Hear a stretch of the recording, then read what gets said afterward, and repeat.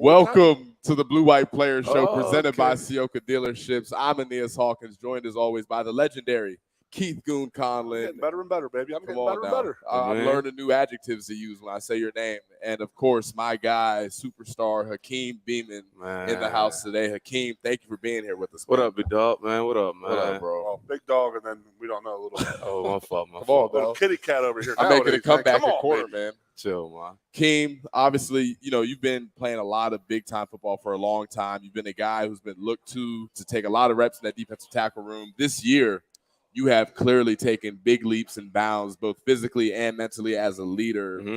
Talk me through a little bit of the beginning of the 2023 season. What's allowed you to find some success?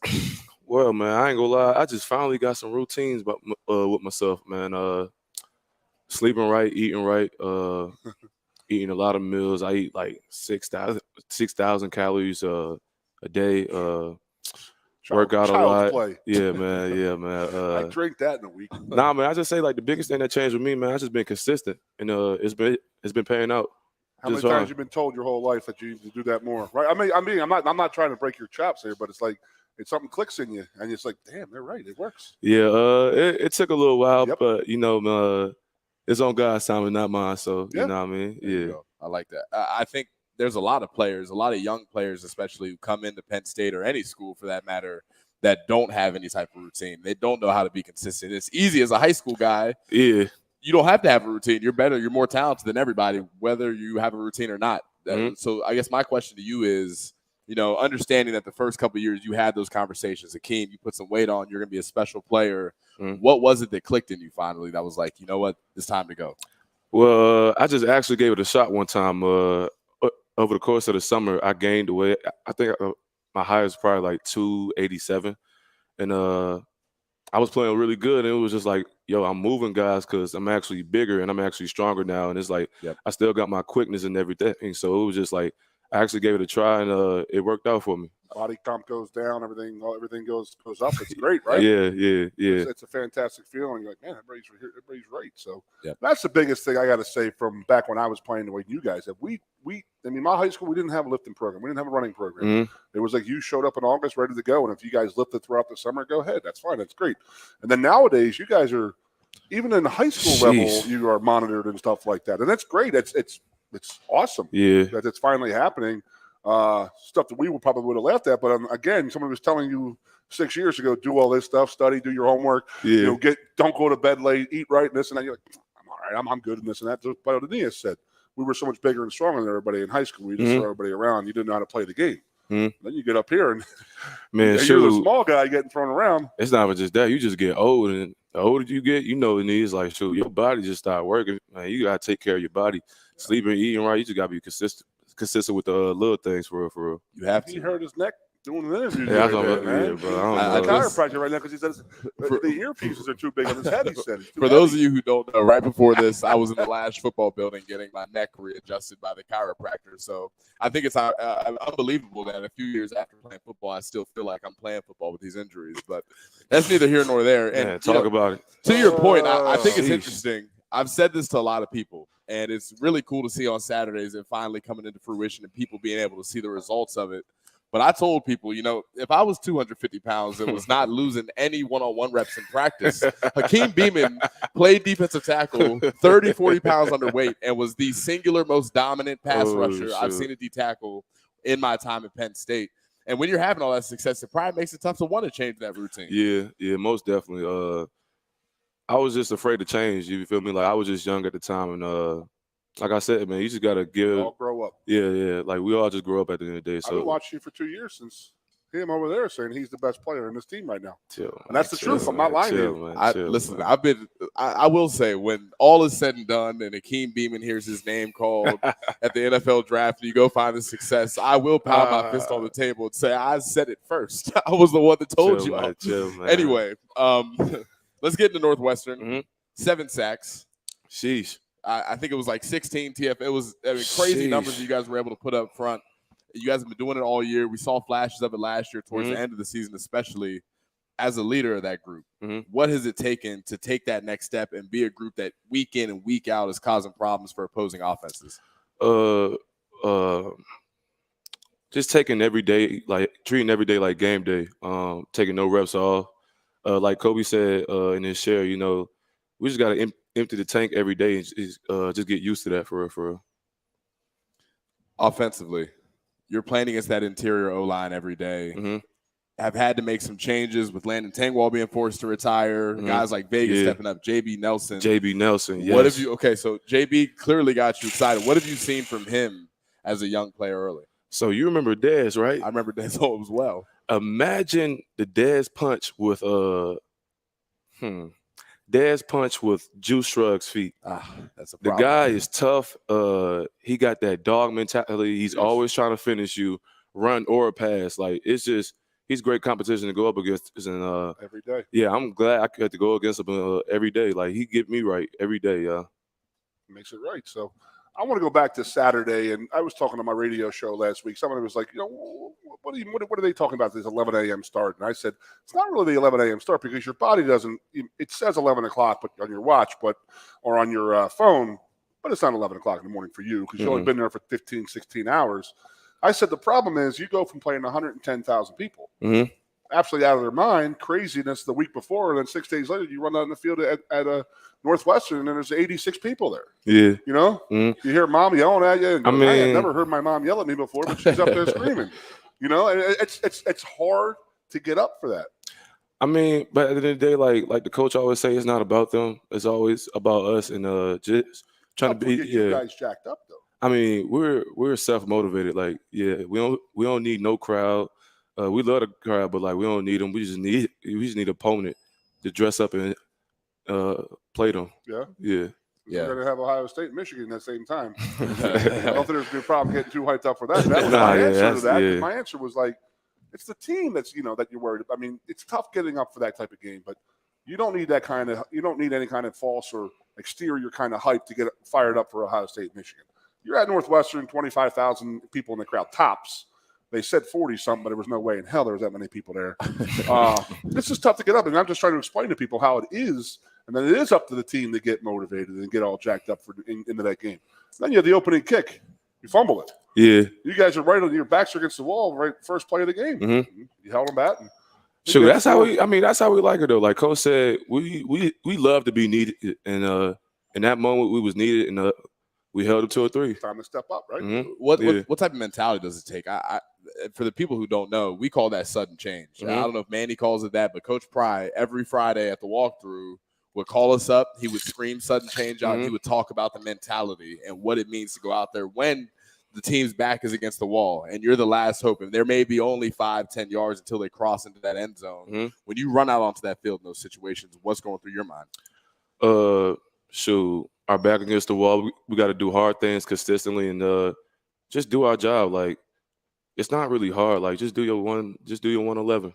Right. That's how you know you're talented when you're saying it's not really that hard in Big Ten to stop scholarship athletes from getting 70 yards. That's a blessing that you could even say that out loud. I mean, but like we don't do it like we got teammates for this. So like it's 11 on.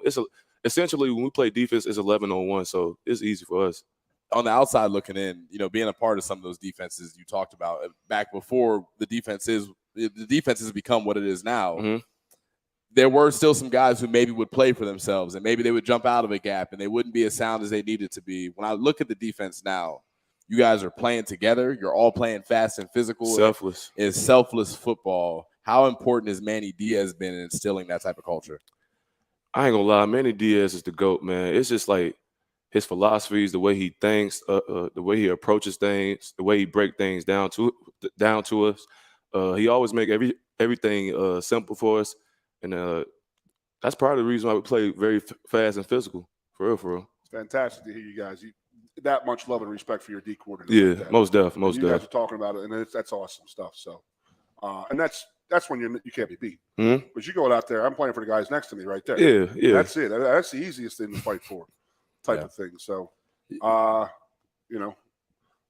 good? Yeah, no, one thing I wanted to ask, though, real quick. I don't want to get too far away from the Northwestern game. We talk about, not having the crowd and being a group that's internally motivated rather than externally motivated.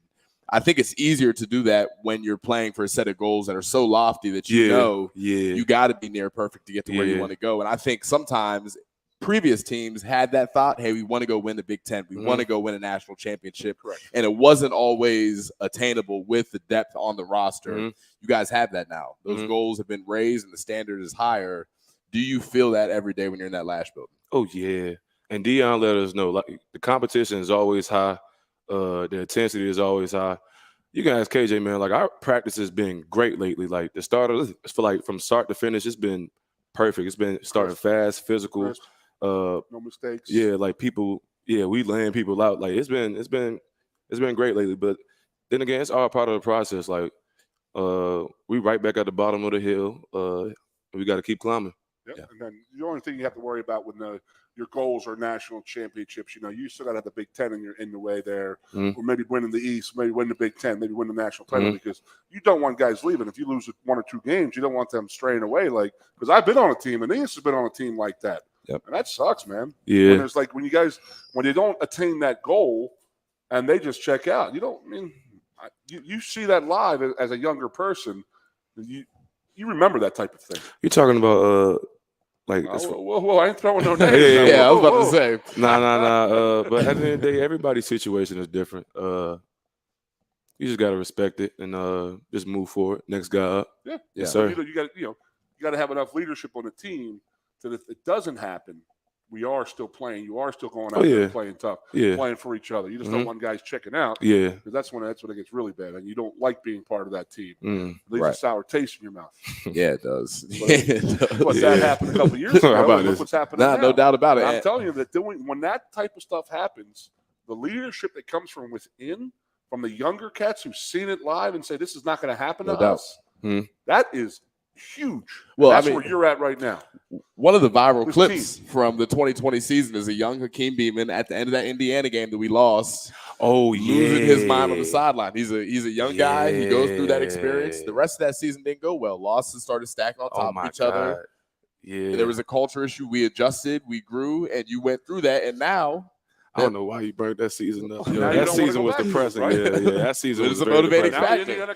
No doubt. Quarterback in Washington. Yep. Yeah. Who would have thought that? Yeah. You guys may see that Mike Penix kid again one day. When I say that. What's that? Penix from Washington. That was the Indiana quarterback with the 2-point play. That kid. For real? Yeah. He didn't know. You didn't even know. He was a true freshman out there for Indiana. Yeah, he went to Washington 2 years ago, and he's been lighting it up. He's been consistent. It was out of bounds, by the way, but that's neither here nor there, man. That's neither here nor there, man. Yeah, it's neither here nor there. I agree. Shoot, man. Last thing I want to ask you about real quick, because I know sometimes there's a misconception that bye weeks, bye weeks and off weeks are not the same thing. And especially under Coach Franklin, talk to me a little bit about how you guys are continuing to prepare during this bye week. Shoot, like I said, we just got to continue to bring the juice.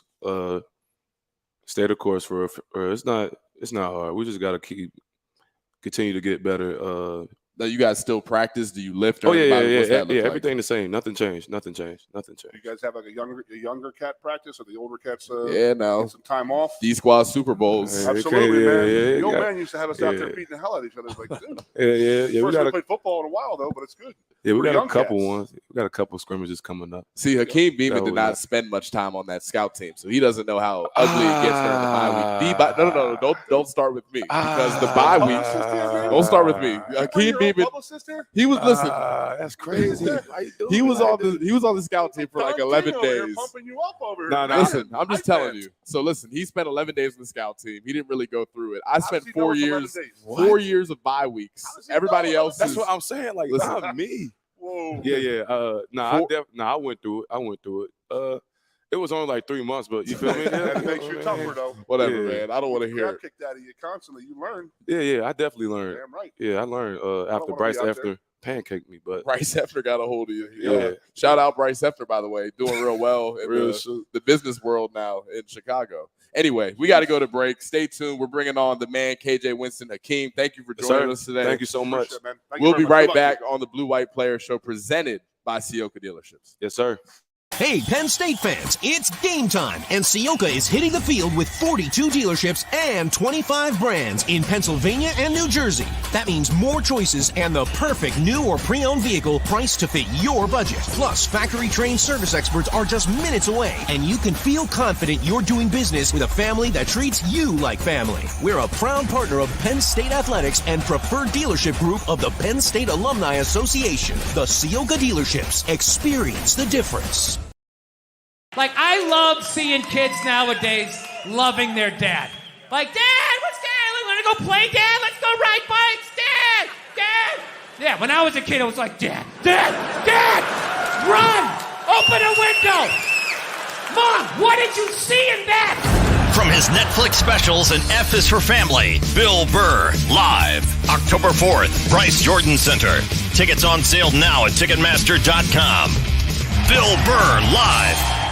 Mercy Me is coming to State College. The Together Again tour with Mercy Me. Crowder. And special guest Andrew Ripp. October 7th at Bryce Jordan Center. The Together Again tour with Mercy Me, Crowder, and Andrew Ripp. For tickets and more info, visit mercyme.org. Old Dominion. No Bad Vibes Tour. Friday, December 1st. Bryce Jordan Center. With special guest Chase Rice and Kylie Morgan. Tickets on sale now at Ticketmaster.com. Old Dominion, live in concert. Brought to you by Messina Touring Group.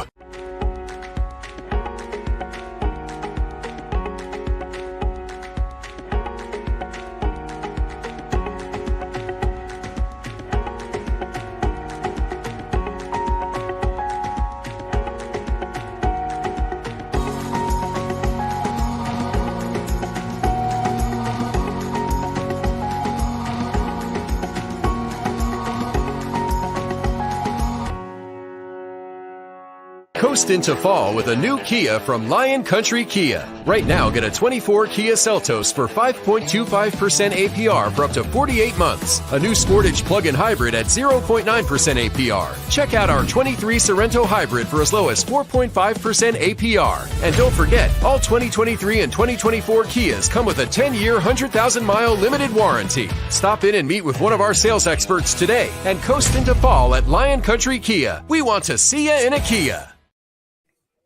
Welcome back to the Blue White Players Show, presented by our friends over at Ciocca Dealerships. We got a really special guest on right now, the Mathis finest, KJ. How are you feeling today, brother? I'm doing good. How y'all doing? Doing real well, man. It's an honor to have you here. I'm glad to be here. Yeah, man.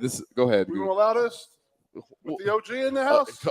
I guess we. Why don't you do the honors? Do the honors. The original DeMatha Catholic. No doubt about it. it. In the house. No doubt. Watching his young guy. Watching this young guy do his thing, man. He looks like a proud dad over there, man. It's unbelievable. Absolutely. Look at him. As he should. The Matha guys rolling together, man. We got Rogers Alexander on here later to end the show up today. We have a live Letterman segment this week, baby. I can't wait to have Rogers Alexander on because he is an unsung hero and the reason I graduated from Penn State University. Rogers would keep me in check as I swiped in and out of the Morgan Center doing my homework. That's my guy. Same thing. No doubt, man. Anyway, KJ. You are a guy that I've had a lot of respect for from a distance. We didn't get the chance to play together. You came in after me. But anytime there's a young guy who comes in and is able to earn playing time early, you've started 4 games this year, 5 games this year, whatever it may have been, in a loaded safety room, a bunch of talent, Keaton Ellis, Zaki, Jay Reed. You found a way to play significant snaps as a young person. What has it taken to find that success early on? Honestly, just creating those habits when I first came in, surrounding myself by guys that I desire to be like and have success like them. So a special guy I give a shout out to is Jair Brown. The day I got here, I was lined up next to him. It was summer at the time, doing sprints, lined up right next to him. Now I was like, I'm going to be next to you in every drill we do, everything we do. Right. I'm going to take everything from you. So mainly just that. And from the moment I came in, I was creating those habits and taking habits from other guys. So I really think that's what put me in a position now to feel a lot more comfortable coming into my second year with it. So just creating those habits in everything I do, and that's what allowed me to. It's amazing. You get a culture that's built up, and it's all geared towards the right thing. Instead of guys worried about themselves, you have guys who are selfless going out there and doing it for a team and their boys. Sky's the limit, man. Yeah. I mean, that's the best teams you got right there. I mean, you're going to have bad days. There are going to be bad days. That first half you guys played there, not you guys, but offensively was a bad day. Yeah. You know, the ball's running around, rolling all over the place, but you still came back. Defense held it in. And then you're going to have the offense going to win a couple games for you this year, and you're going to be thanking them. It's all a team game. It's the ultimate team game. Yeah. And it starts with when you're a young kid looking up to the older guys, and they're showing you right. Yeah. And that's a big thing. 58 when Rodgers was here. You know what I mean? No doubt. No doubt. No, but it is a culture. It is the norm that you expect. Yeah. And that's a great thing about it, you know? I'm not surprised at all to hear that Jair Brown was a great leader. I mean, he had Brisker the year before him, and he was following him around, doing everything Brizzy was doing. Then Jair Brown was the same guy that Brisker was a great player. What can you share about that relationship specifically that pushed you, that helped define you as who you are now? You know, Tig was telling me all the wrong things not to do from the start. You know, what like how to go about things and things like that. And instead of learning them the hard way, he was telling me ahead of time. And that's on and off the field. Yeah, on and off the field. Yeah, and every aspect of life, he was telling me what not to do to put myself in a great position, like early. And then things like that. That's off the field. And when we talk about on the field, he was a genius with the game. He could read coverages in and out, read the offensive in and out, and that was the main thing. Like I was his roommate. You know, we traveled for games and even at home games. I was always his roommate, and we would sit down and watch football together. He would basically force me to sit there and watch it with him and tell him what the offense was going to do the next play. And I'm sitting there young, like I just reacted to the offense. He's telling me like this was going to happen and what to expect and things like that. So just becoming a student of the game, he kind of guided me in that direction. So there's a lot of things and everything. Makes it easier. Yeah, it makes everything a lot easier. It truly, truly does. Yeah. I think the smartest young guys are the ones who are able to humble themselves when they get out of high school, even though they may have had every offer in the world, may think they're the best things since sliced bread. Yeah. They get a vet like Jair Brown, a PJ Mustafa, a Hakeem Beamon now, who's an old guy all of a sudden. I don't know what happened. And then they're willing to go learn, and they find new habits. We had a kid come in when I was coaching in 5, 6, 7. Tig reminds me of Alan Zmitis. Yep. Just the same type of guy who will take you behind the garbage and beat the crap out of you if he needs to, but he's also going to hug you when you need that kiss too. Yeah. Tough as hell, smart as hell, loved the game of football, and handed it down to the younger cats. Yeah. Bless him, man. Let's talk about another leader that you're around every day, a guy that every player in that program has a ton of respect for, Coach Poindexter, who was a heck of a safety himself, all-American guy. But as a coach, as a person, is a guy that'll check in on you both on and off the field, is going to make sure you're developing and that you have everything that you need. What is that relationship, man? Yeah, I love Coach Dex, man. Really like a father figure to me. So also, like he made it a lot easier coming into the program. Like the first thing he told me the day I got on campus was, be yourself in everything you do. Like all I need you to do, even not in football, just come into the building, be yourself. But on the field, play your game. Don't try to be like, and this was exactly what he said. Don't try to be like Jaquan Brisker or be like Jair Brown or anybody else. Be KJ Winston. Be the best version of KJ Winston, and that's all I need you to do. And as a young guy, when you hear that, it makes you feel a lot more comfortable and allows you to go like do what you've been doing to get to this point of your life that you have been doing all your life. So when somebody tell you something like that, it makes the process a lot easier. Yeah, that's unbelievable, man. Yeah. That's a great attitude for a coach to have. Yeah. The guy who recruited me, Dick Anderson, man, he still busts my chops over here. He'll still call me over and on. You look a little heavy there, Tiger. I'm 50, man. I'm overweight. I get it. He's still on me, though. He still follows me and still takes, that's a great, humbling. The guy recruited me to Penn State, coached me a little bit at Penn State, and you still talk to him. And it sounds like you got a relationship like that. It's great, man. Yeah. One thing I want to talk about, Coach Franklin always says when you're a recruit, when you come to Penn State, it's a 40-year decision. It's not a 4-year decision. Yeah. I think that's easy to say as a head coach, and it's harder to implement that with the staff that you hire because realistically, the guy that you're spending the most time with, they're the strength coaches and they're your position coaches. Right, yeah. So it doesn't matter if Coach Franklin says it's a 40-year relationship. If your position coach isn't living that way, if he's not creating that family environment, then it's hard to really create that type of space for your guys. One thing I want to ask you about, you've had a bunch of success this year. The defense as a unit has had a bunch of success this year. What do you feel like you're bringing to the table as an athlete to a defense that's loaded with talent? Just somebody that's like, I'm going to push like as a room, everybody doing their job. Because, we're big on everybody does their job each game. You don't know how that's going to look each game. One game is going to be, the DBs are guarding their man so tightly that the D linemen have, 7 sacks and things like that, 7 TFLs. Or it's going to be, another game where the quarterback doesn't want to sit in the pocket and take those hits where he throws the ball deep and then it turns into interceptions. So it's just being happy for each other and being excited, even if you don't have any stats, being excited that, the D-line had 7 sacks and being excited for them and then vice versa. So that's been our big standard this year. And I think, that's a lot. So I was talking last week going into the game. I talked it earlier with Hakeem about the whole getting jacked up for this game. And I said as a knowing going into a game that's going to be, not well attended, it's going to be a slow down game after the whiteout type of thing. So you have squad goals, then you have team goals, and you have your as an offensive lineman. I go out there and say, all right, we know we're going to win this game. Yeah. They're not that good. They should be on the same field as, but we got to go out there, do our job, get in and get out. We would say as offensive line, 200 yards rushing, 200 yards passing, and 0 sacks. And you geared yourself towards that. So you guys are sitting there saying, as a defensive backfield, you guys are hyping yourself up saying, okay, let's get 2 picks this week. Yeah. But as a defensive unit, obviously the goal is shutout every week.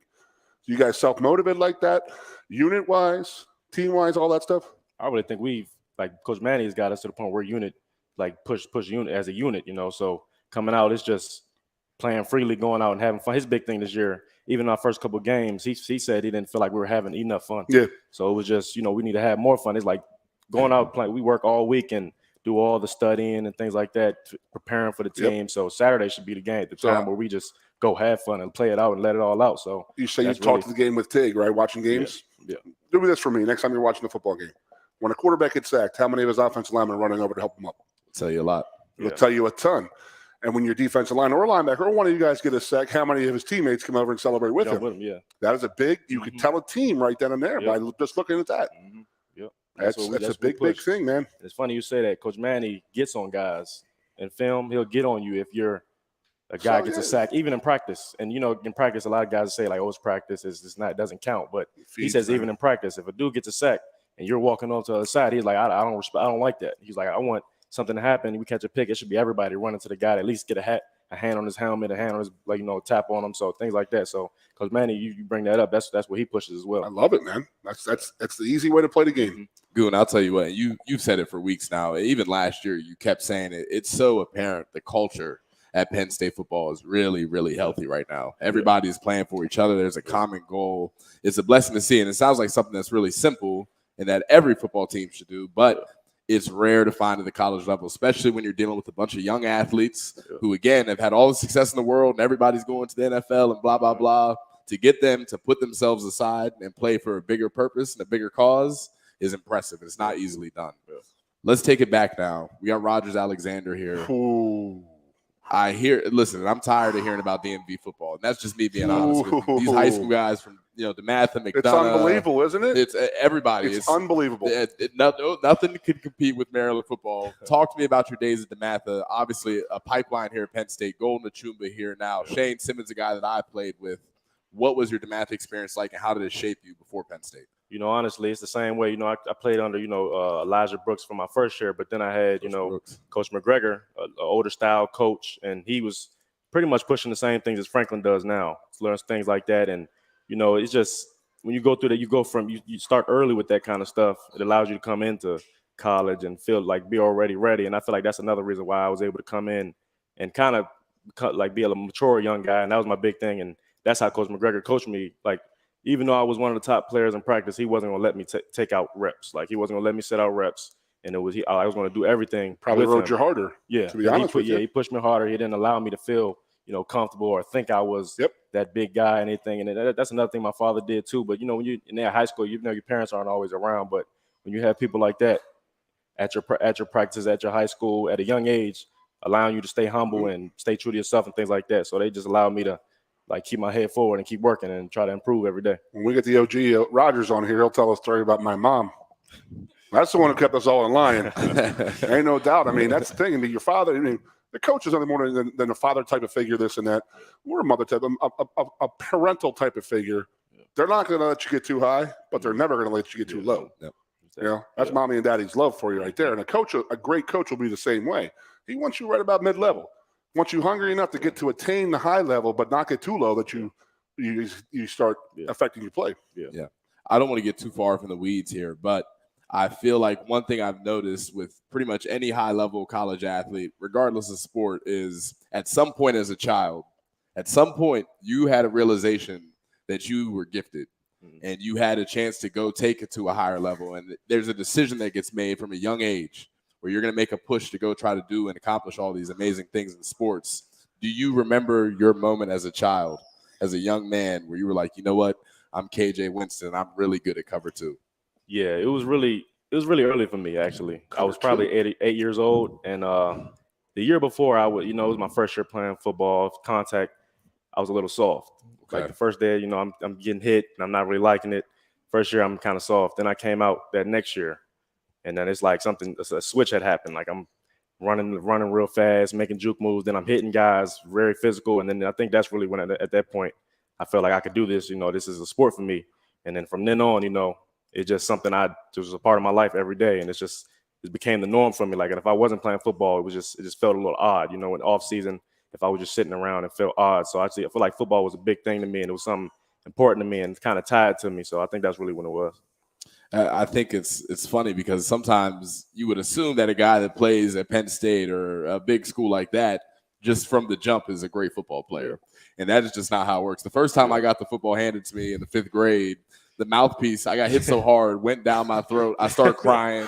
I get in the car. My dad, a 10-year NFL vet, is like, listen, man, like, you better figure it out fast, because we're not going to do this much longer. But that's how it is for a lot of guys. Football is a tough sport to learn for anybody. I love the daddy story when you sacked Clifford and you strutted off the field. Yeah. What did he do to you? So Sean Clifford, I played against him in high school. He was my rival school, whatever. I sack him on a 4th down. And I get up, and the dad, remember when people were dabbing? The Cam Newton made it popular, so I hit one of those. Okay, he was like 6 years old. Anyway, I hit that, get back home, think my dad's going to be excited with me. Immediately get punched in the chest. Immediately, boom. That was the last time I celebrated after a play. Yeah. So shout out Artrell Hawkins. It's not how we do it, he said. That's not how we operate, man. Operate with some class. So, we're after the NFL. We're all going to the NFL. Where are you at 10, 15 years from now? What's the goal? Honestly, just I want to do something to give back to, like, where I came from, and primarily kids. I like to give back to kids. I was once one of them, and seeing guys like at the college level at that point, I looked up to them like they were like superheroes. Sure, absolutely, and things like that. And it just getting a handshake from them made me feel like much better that day. Probably like to this day, things like that mean a lot to me. So it's just being able to get involved with kids and things like that, and as little as just being there, being able to talk to them at a playground camp event, doing things like that. So if I could do a lot of those kind of things, I think that would like that. I think that bring a lot of happiness to me 10 to 15 years ago. Man. So a lot of you guys that you grew up with go to the Matha? Yeah. You guys feeder school type of thing? Well, a lot of guys, it's a lot of different schools. I mean, you're just like my high school. It's all over the place. It's all over. But a majority, I have a lot of guys I grew up with and went to the Matha with. Yeah, so you got the Matha, go back into a camp or something like that, because you got to love giving back to the next crew, and they remember that. Yeah. I was telling Aeneas a story about Marco with J-Lo back in the day. Remember that one? Yeah, I remember that. That's story. the ultimate. Hey, how you doing? Hey, I did pretty good here, huh? Yeah, I'm doing pretty well now. We've been asking guys about the NIL and how has it affected you. So you're a guy who's come in right when it started. So you, from day one, have had the NIL possibilities. Yeah. And how has that affected you? Good, bad? I mean, I can't imagine anything being bad about it, but what have you done? Have you done anything special? I think it's been good, different reasons than other guys, like a lot of guys would say, being able to, and a lot of guys would say this as well. And it wasn't like this when it first started, when NIL just started happening, things were still, it was just a beginning. It was still getting, building on. And I say for now, being able to see my family, they're allowed to come to games and stay with certain families and be able to, actually see them after the game and spend time with them. Your first year as a freshman, we didn't have that in place just then. And it was hard, being away from your family all that time, and then seeing them at a game. It's like, oh, hey, and then goodbye after the game. And they're heading down the road to go back home. But now, where I can, right after the game, they can stay over. I can get the hotel room for them type of thing. Yeah, I can go spend time with them at the house and things like that, and enjoy time with them. And that's a big thing, seeing my family, and it makes the whole process a lot easier. And with the money side of it, my big thing was just learn how to manage my money. Yep. you know, when you start getting this load of money as a young guy, you know, when I first started getting money, it was kind of like I'm blowing it on this and doing that. And then the moment my dad found out, you know, it was, I was scared. It's true. So once he found out, he kind of got me in shape and things like that. So now I'm managing my money, saving my money. Taxes. You know, at Penn State, I was spending a lot of money on food at first. Dad talked to me like, if you're getting free food at the facility, why not eat it? Why go spend money? And Dads are so right all the time. I didn't see it like that at first. Yeah, exactly. Until you realize, holy crap, he was right. Yeah, little change like You're that. so smart because you learned that early. Yeah. It takes some dudes like 25 years, 30 years. I got an older brother. Yeah. I don't know. Yeah. So, how many people you got coming to the Maryland game? I mean, between the two of you got to have at least 50, probably. Yeah, I'm gonna have a lot. I don't even know right now, but it's gonna be so many people on that list that want to be. Make sure you say, hey, tickets aren't free. Yeah, because they know you have some coin in your pocket. They're gonna be, well, you're making money. You're like, no, that's my money. I'm just telling you, just watch out. But it is funny when guys like if Hawk had a game at Cincinnati, how many people you would have had there? Oh yeah, we'd have been half the section would have been. Yeah, I wouldn't even been playing. They'd just been there watching. We'd been you guys see remember Josh Gaines? Yeah, you remember Josh? Yep. We played in Indiana one year. There was it was like Northwestern. I think there was like 78 people in the crowd, and 76 were his family. They had a whole section, yelling and screaming. We're like, I can get your people up there, Josh. That is awesome. I think you bring up a great point though. The numbers back it up. 78% of NFL guys, they retire 3 years later, they got nothing. Yeah. They got nothing. To me, what that indicates is at some level, guys aren't understanding finances the right way. They're not being taught it, whatever it may be. But there was a problem there. So I think it's a great opportunity to be able to start making some decent money in college, learn how to deal with it the right way. And then also you talk about NIL and making an impact on kids. NIL is a great opportunity to do that. There's a bunch of guys doing camps. Nick Dawkins has his own foundation now.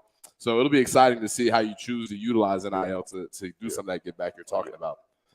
Yeah. Appreciate it, man, very much. No Good problem. luck the rest of the year. Guys. Appreciate you jumping on, man. No Best of luck to you. Stay tuned. We'll be right back on the Blue White Players Show. Ciocca Toyota of Williamsport invites you to stop in today or check us out online. We have the smart path to your next Toyota, like the all-new Crown, BZ4X, the all-new Grand Highlander, Corolla Cross Hybrids, Sequoias, and more. Over 100 new Toyotas here and on the way. Don't make a $1,000 mistake. Choose Ciocca Toyota of Williamsport and see the Ciocca dealership's difference. Buy or reserve yours today and see for yourself why Ciocca Toyota is the only stop you need for your next new car. Ciocca Toyota, it just feels right. Like, I love seeing kids nowadays loving their dad. Like, Dad, what's Dad? Want to go play, Dad? Let's go ride bikes, Dad! Dad! Yeah, when I was a kid, I was like, Dad! Run! Open a window! Mom, what did you see in that? From his Netflix specials and F is for Family, Bill Burr, live, October 4th, Bryce Jordan Center. Tickets on sale now at Ticketmaster.com. Bill Burr, live. Mercy Me is coming to State College. The Together Again tour with Mercy Me, Crowder, and special guest Andrew Ripp. October 7th at Bryce Jordan Center. The Together Again tour with Mercy Me, Crowder, and Andrew Ripp. For tickets and more info, visit mercyme.org. Old Dominion. No Bad Vibes Tour. Friday, December 1st. Bryce Jordan Center. With special guest Chase Rice and Kylie Morgan. Tickets on sale now at Ticketmaster.com. Old Dominion, live in concert. Brought to you by Messina Touring Group.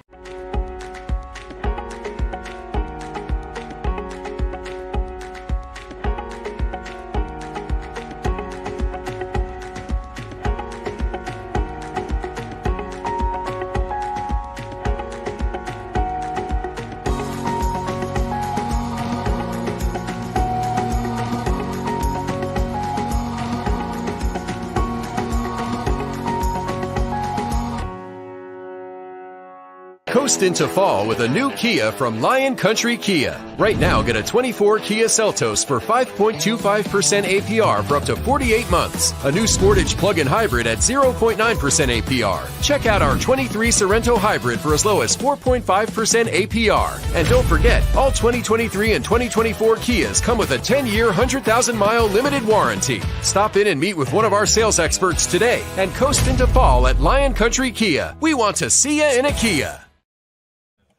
Welcome back to the Blue White Player Show presented by Ciocca Dealerships. We're joined by a man that's very near and dear to my heart today. A live segment here with the Letterman. This guy right here, the reason I graduated from Penn State, a DeMatha guy, proudly, as we have just found out off the air. Mr. Rogers Alexander, how are you doing today? Doing wonderful. It's great to have you here. You didn't know he went to DeMatha? No, he didn't tell you? Oh, no. Every time I swiped out of the academic center, just so you know, I'm a Maryland. I played for DeMatha. Most draft picks, most rings, any high school in the country. Talk about a little bit of the pride that you have in DeMatha and what it means to you. Well, I think the pride originates from the priority that the school has with education first.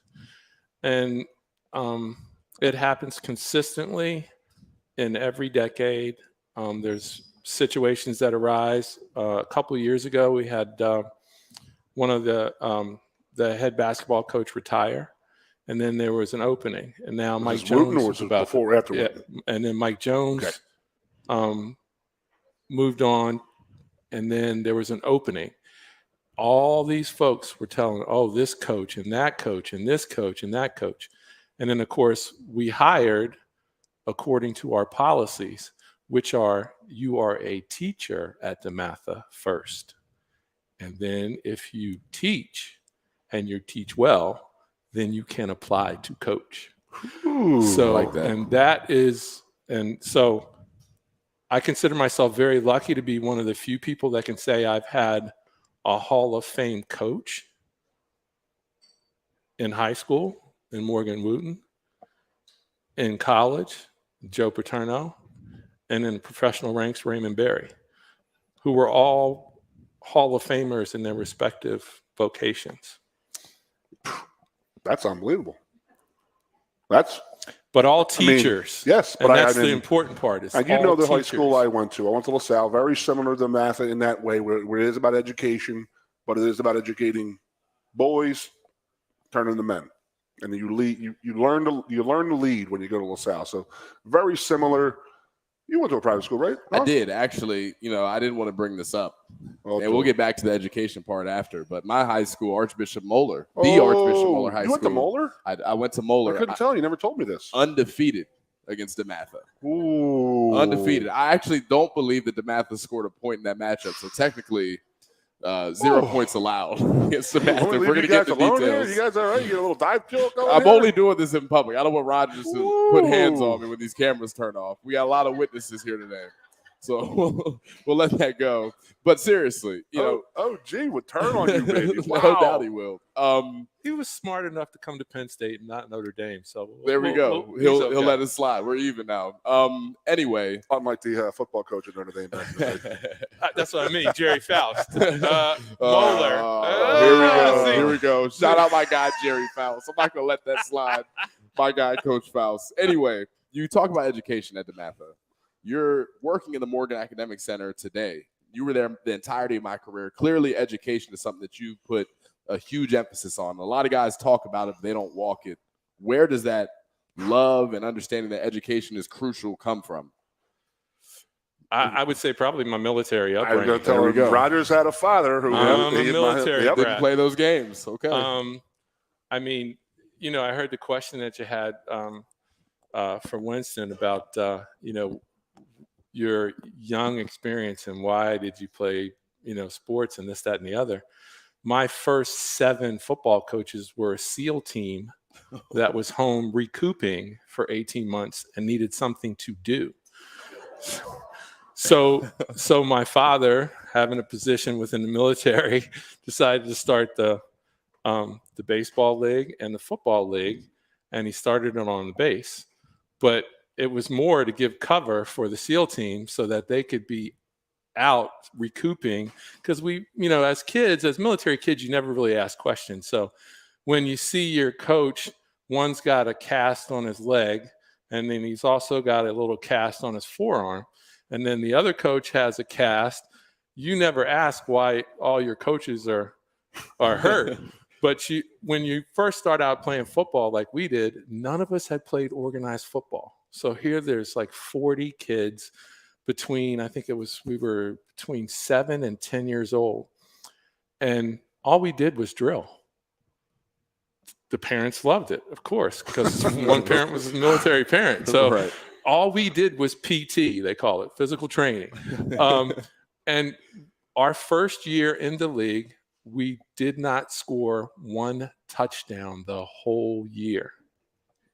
We got beat 40-something to nothing, 50-something to nothing, 30-something to nothing. But at the end of games, the coaches would come by and they would say, your kids, they play so hard and they just don't quit. And what they didn't understand is that was the backbone, of course, of your military upbringing, and the fact that it was passed down from your dad or your mom who was in the service, and that kind of stick-to-itness. I was very fortunate to go to DeMatha because my junior high school counselor found out that my mother was terminally ill, so that I would end up having her Social Security check.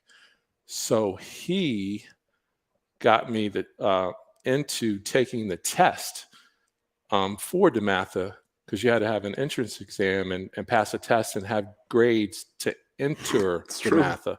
So I sort of had a little bit of the pre-college experience, just transferring in from a public school into a private school like DeMatha. That was a blessing upon blessings, because not long after I was in high school did my mother pass away. And then the DeMatha moms became my moms. Yeah. I ended up going from house to house there, spending weekends, this, that, and the other, because my dad was still in the military, so to speak. Active. Yeah. Yeah. So, it's education and has been the backbone everywhere. I've seen it from, my experiences being a brat in the military, having the good fortune to move around. At 4 months old, I was on a plane to Izmir, Turkey. And my first game that I learned how to play was soccer. My second game I learned how to play was hockey, because our second duty station when I was 5 was Goose Bay, Labrador, which is cold, about 2,000 miles away from the North Pole, where you have to hook your car battery up to an electrical cord to keep the battery from freezing at night, where there was snow on the ground 12 months of the year, not 11. August, you could sort of see the end of the pile for a couple of weeks, and you were like, man, maybe it'll really all melt. But it never happened. Never quite does. It never quite does. Never quite does. Yeah. So those experiences, though, are priceless. And that's great. But you hand it down. That's what I love about you. That's what I love about Aeneas. I like about myself. We're trying to help these guys out as much as we can. You're doing a lot more on the ground training with these kids. You got study hall. You've seen and heard every excuse known to man. Well, I wrote that. You did write the book. I am, and of course, when I came back 12 years after playing to finish my degree, I became the cautionary tale, the actual one that you could talk to, because I would tell you, I only had 4 credits when I left and got drafted by the Jets, and then went and didn't come back right away after I finished playing football in, New York, New England, then up in Canada. You were my roommate for a week in Philly. Yeah. And so it's one of those things where I just wanted to make sure that I found at least one guy that didn't have to do what I did, which has come back 12 years later when I had 4 credits when I left. I had 37 when I came back because the major changed colleges. We're not going to say that, the school is trying to get more money. Of course. Absolutely. But imagine that. But yeah, imagine that. But in that, when I came back as an adult student, the folks in academics were like, Raj, put like spend time in study hall. And at that time, there were 3 different spots for study hall on campus. So I handled the old athletic department offices were turned into a study hall for everybody that was practicing in West Campus. So I had wrestling, volleyball, golf. And then in the summer times, I had whichever team was in deep trouble. So I ended up in a few places on East Campus with some folks for the semester because I wrote the book they were trying to write about trying to sort of get out of study hall and give excuses and this, that, and the other. Who would do something like that? So who would want to spend 4 hours in a apartment or in a study hall? So Bob White was our guy. The coaches loved absolutely it, because you know that they're watching them, and they're going to say, "Don't let them," and you're not going to let them fool you. That, and I was the bad guy. So I was the bad guy that they couldn't complain about.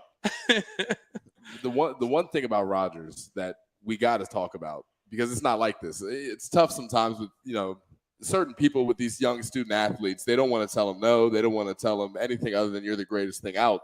Rogers is not that guy. So I got 2 stories for you. My freshman year, I fall asleep in study hall, and I'm like one of the only ones in there. I'm just trying to get my hours done, my homework's done.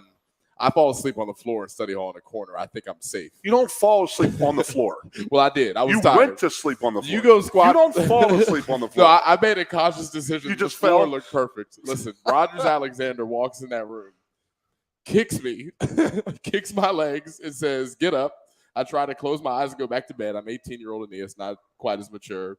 And he immediately tells me he's going to go right upstairs and go find Coach Franklin and bring him down if I don't get up. So that's story number 1.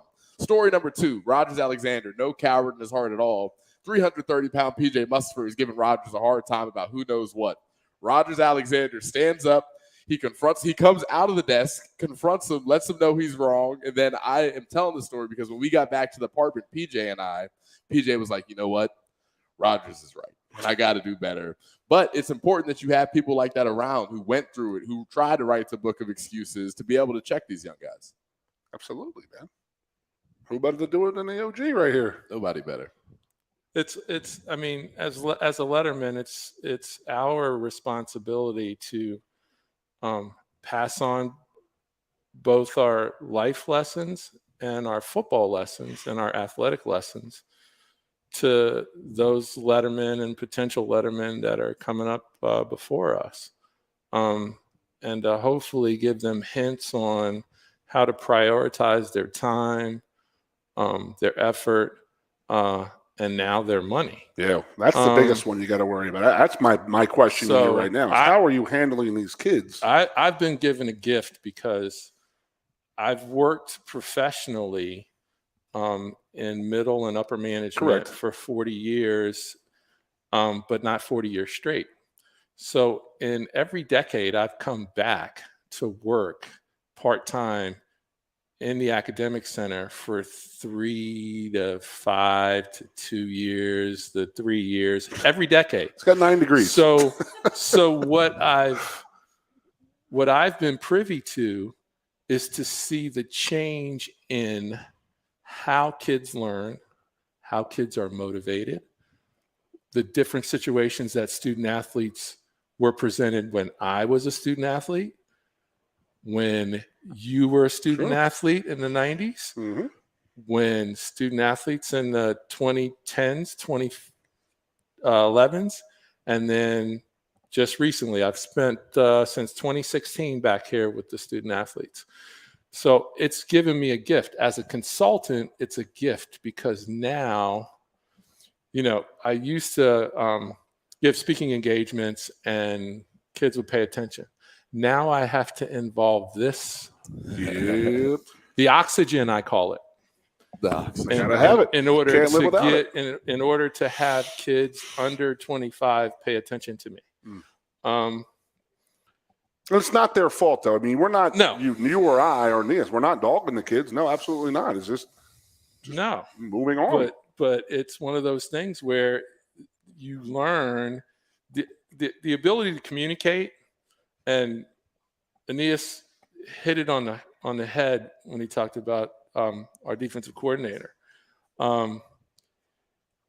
His ability to communicate and get things across to the kids, that's extremely important. It goes back to teaching. Teachers are, if they're great teachers, they're great communicators. They adjust their communication depending on who their audience is. With the same point. With the same point. That's awesome. It is awesome. That's fantastic, actually. Don't make him like Rogers Alexander very often, man. I do want to ask you, on the football side of things, you see Penn State football having a bunch of success. There's a ton of talent in the room. You're obviously a guy that played for Coach Paterno. We're able to experience that. You were there for some of the great Penn State football teams. He's more on this side, just so you know. There you go. He's on this side of he's the on that old sign. school, Yeah, he's on the old school on side. that left side there. When you look at this team now, from a football perspective, what do you see? I see a change in the urgency. I've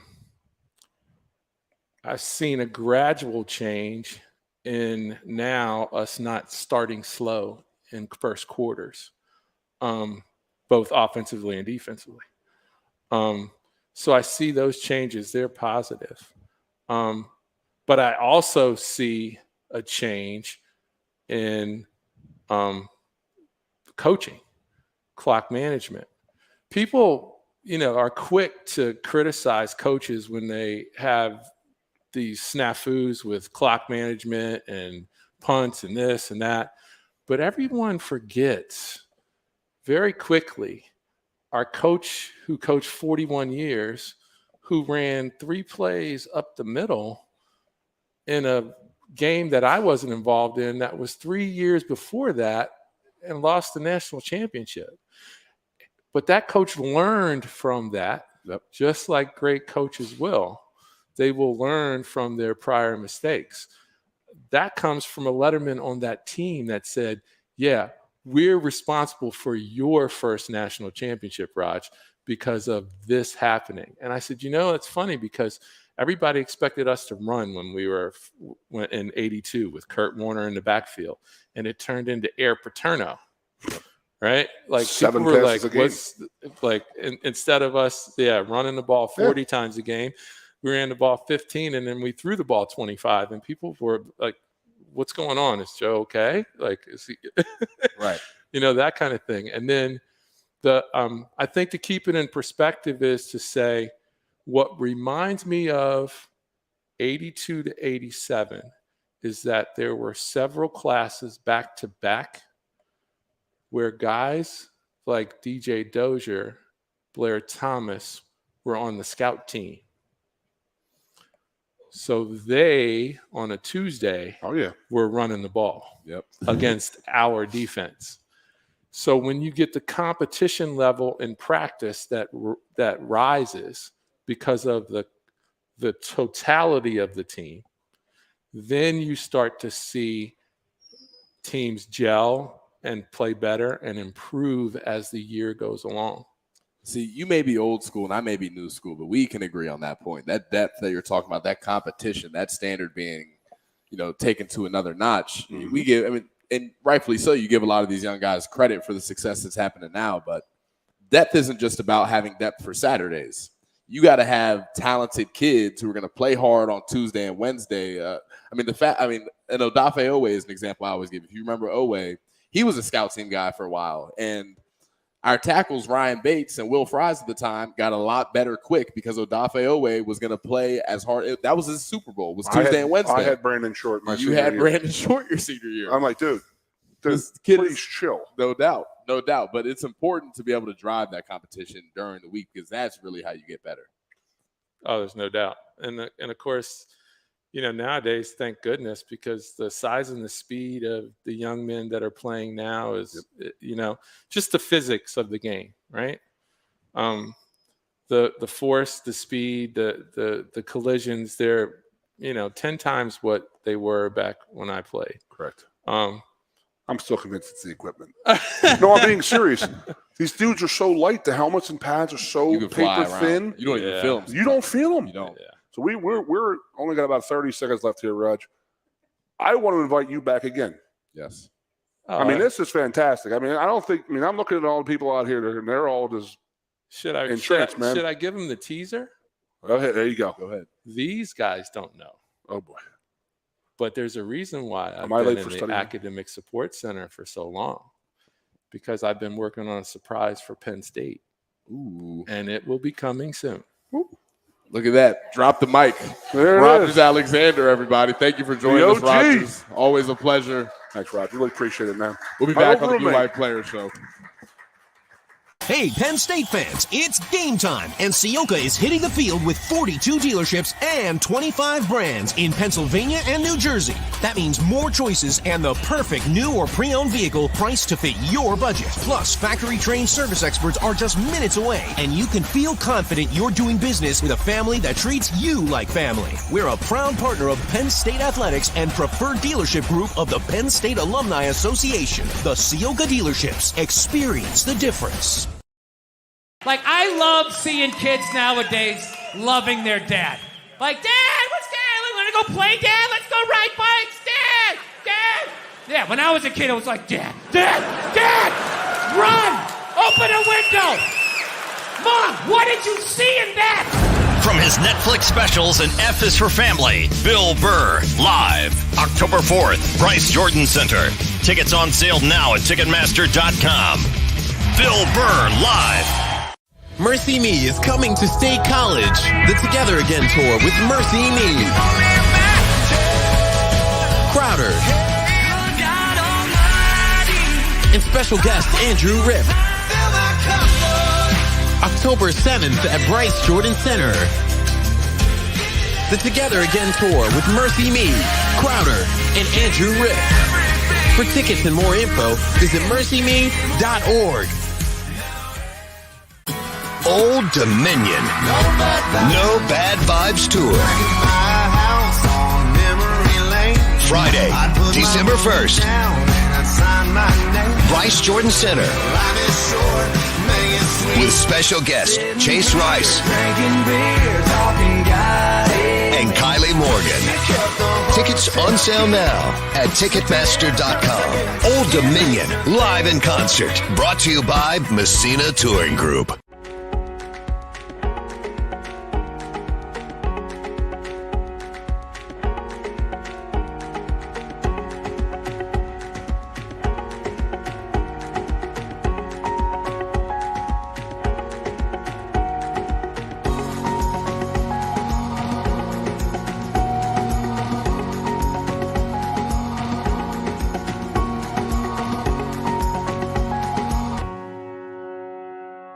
Coast into fall with a new Kia from Lion Country Kia. Right now, get a 24 Kia Seltos for 5.25% APR for up to 48 months. A new Sportage plug-in hybrid at 0.9% APR. Check out our 23 Sorento hybrid for as low as 4.5% APR. And don't forget, all 2023 and 2024 Kias come with a 10-year, 100,000-mile limited warranty. Stop in and meet with one of our sales experts today and coast into fall at Lion Country Kia. We want to see you in a Kia.